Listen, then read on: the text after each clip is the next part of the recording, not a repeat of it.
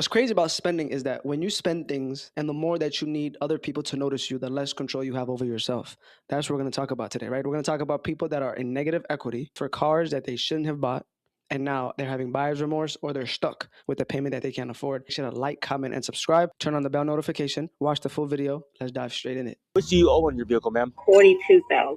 Okay. I have a 2021 BMW X5. I'm running into the fact that I'm too upside down on it. I owe too much. Okay. We do have ways we can work that out and help you get approved for it, even though you do owe too much. But we would have to really take a look at the vehicle. Do you know when you would be able to come in for us to take a look and appraise your vehicle? We will have to do majority of this over the phone because it's too far for me to drive. It's only an hour drive. Pretty much anywhere you go in Texas. You couldn't come in sometime this week? Like I said, I would prefer to at least you guys can give me some type of idea of my estimate. Okay. For my car before I even make that. Okay. If I send you a text message from my personal cell phone number, can you send me some pictures, the exact miles on your vehicle, and then the VIN number for it? Yes, I can do that. All right, that's perfect. You just send me the exact payoff. That would be perfect too as well.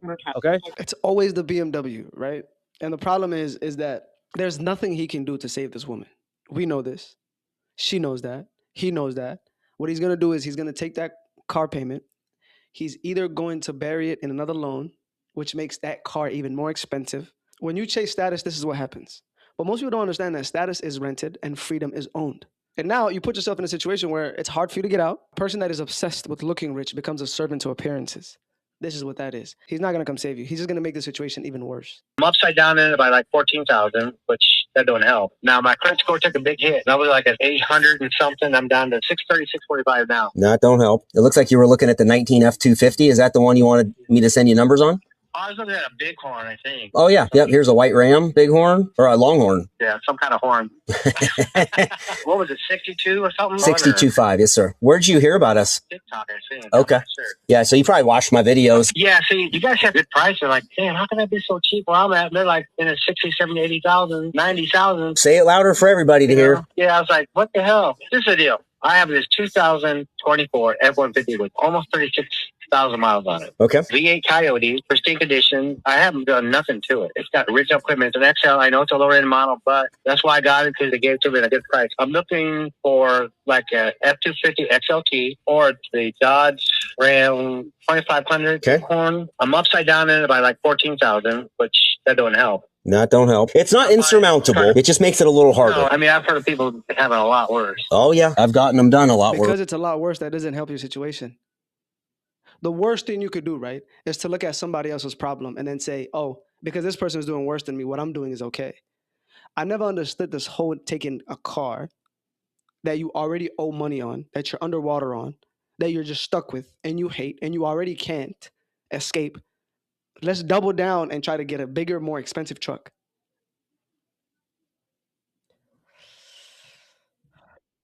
That's what I'm looking for. I am looking for the 6.7 or the 7.3, or the V8 Coyote. The 6.7 is a good engine too, but it's a diesel and it has its issues. But what trucks don't have issues? Yeah, they all have an issue of some sorts. Can you help me out? Yeah, I mean, I can sure try. Did we work on getting a loan for you before? Yeah, but it was upside down. So that was the issue. Now, my credit score took a big hit.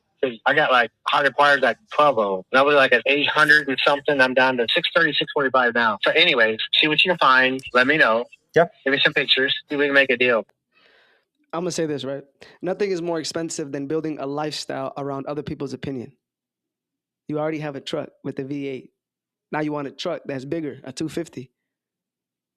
You're going to double down. You're already stuck with this headache. You want a bigger headache. You want a migraine. Cool. At the end of the day, right? He's not going to do anything to help you. You found his Instagram or you found his TikTok. At the end of the day, you said it. You got to protect the consumer, right? You got to try to protect the consumer, right? You're not even protecting yourself. He's not going to help you. He's just going to take that and bury it, just like the last situation we talked about with the BMW, right? This is the problem, is that people often will try to finance a fantasy, right? And then spend years paying for the reality. This is it, right? Doubling down on dumb decisions, doubling down on more financial irresponsibility. Yes, you might get a quick fix. You might take that loan and bury it, but there's side effects. Now that loan becomes more expensive. Just the $14,000 negative equity in itself is an extra $300 to that car payment that you're trying to get for. And because he has cheaper trucks and you were making fun of somebody paying $80,000 to $90,000, now your truck is worth $90,000 on a $60,000 truck. More negative equity. Somebody said, How do you become negative 14K? By usually when you get a car, and if you add everything, warranty, gap, if the car is overpriced and you buy it and you add those things on top of that, stretching the loan longer, having a very high interest rate, all these things become a negative equity disaster, right? So somebody said literally the same situation, a 2024 STX, 31,000 miles, roughly 13K upside down because I had to trade in my previous one because it took a beep and they only paid half of it. They only paid half of it.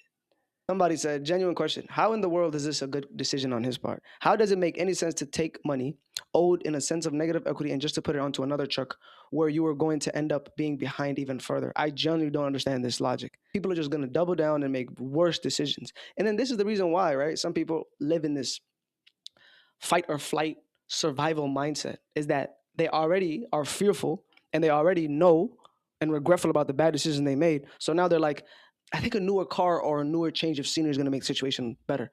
I never understood that logic. What's the urgency to buy a new truck? 2 years old and only 31,000 miles in a pristine condition and got it at a good price, he says. Throwing away 14K for what? That's literally what we're all wondering. Somebody said, never finance a vehicle, pay cash with what you can afford. Debt free does give you freedom. 100%. 100%. Had the bank kick his contract back twice. One of them, arguably my fault for union worker and employment. The other one, that's your fault, missed first payment. So I'm like talking through him like, okay, the car that you're in now isn't going to work. Is there any other car? And then he starts going on about how it can't be a Chevy and it can't be this and I need the space. And oh no, that car has enough space, but that car's junk. Like, brother, you don't have options anymore. We are out of options. When you burn a bank for a first payment and your credit score drops 120 points, there's nothing I can do. Legally, we did not have to give him any part of his down payment back. I mean, when you default on a loan and it has to get set back, you don't have to give any of the down payment back. We still gave him $800 of his down payment back. Still mad at me. Are we surprised though? 580 credit score, now at 430. The credit score is a telltale sign of if somebody is really responsible with their debts. And it's sad because people are going to chase other people's version of what they think for them to be, right? And it's sad because the crowd rarely sees the payment. They only see the purchase. Like it's pretty sad. And then now we're going to choose when we already can't even afford nothing. You know, some people say beggars can't be choosers. This to me was a great, great reality to that. I have been looking into buying a new car these past few days, and I finally got a car. And it's all nice and it's exciting. And then you start thinking about all those goddamn bills, bro. Like, it's going to be registration, insurance, the monthly car payment. I have to pay registration for parking. It's just gas. Like,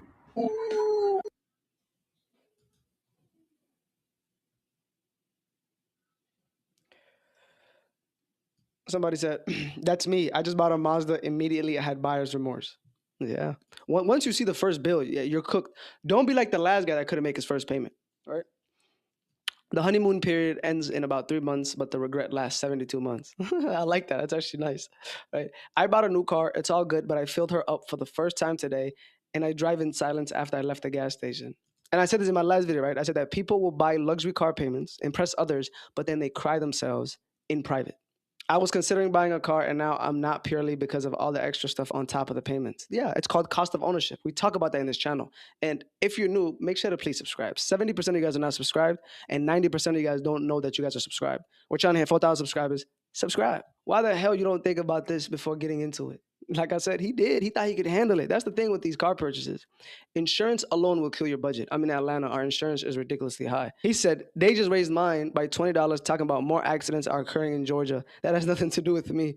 I wasn't in any of those. Yeah. The first payment came, the excitement was gone.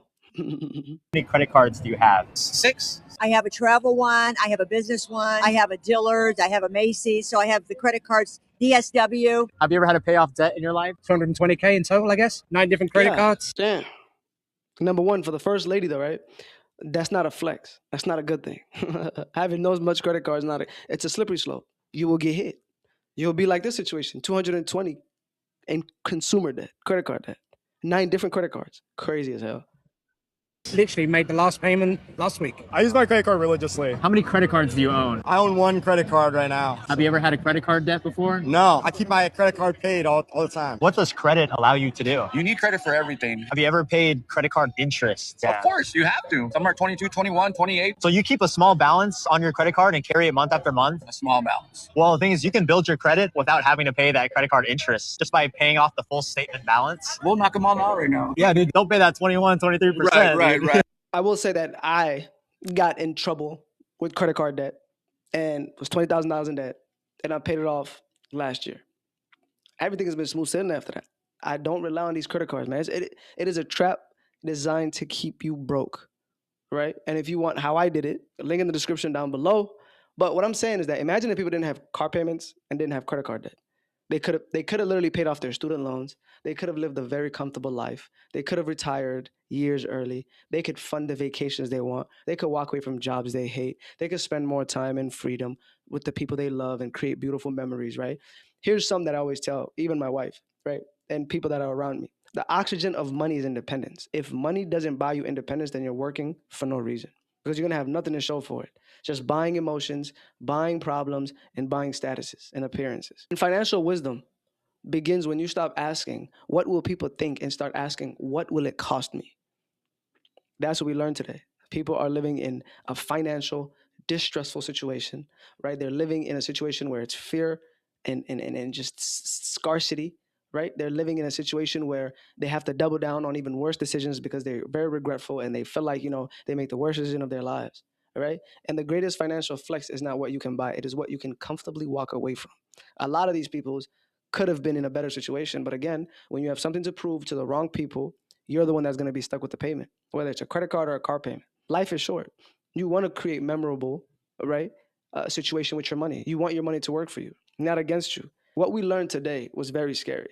And it's an eye-opening reality, right? That the purchase that these people made that they thought they own, what they bought actually owns them. Being said, I'm not trying to make this video too long. I appreciate you guys for people that are subscribed to this channel. Let's try to grow this channel. We're so close to 4,000 subscribers. Make sure to like, comment, and subscribe. Hit the bell notification for future videos. I appreciate everybody that tunes in, that leaves a comment. I know the regulars. I really do appreciate you guys for even taking the time to watch the video, let alone leaving a comment. That's even much better, right? But with that being said, be good, do good. I'll catch you on the next one. Peace.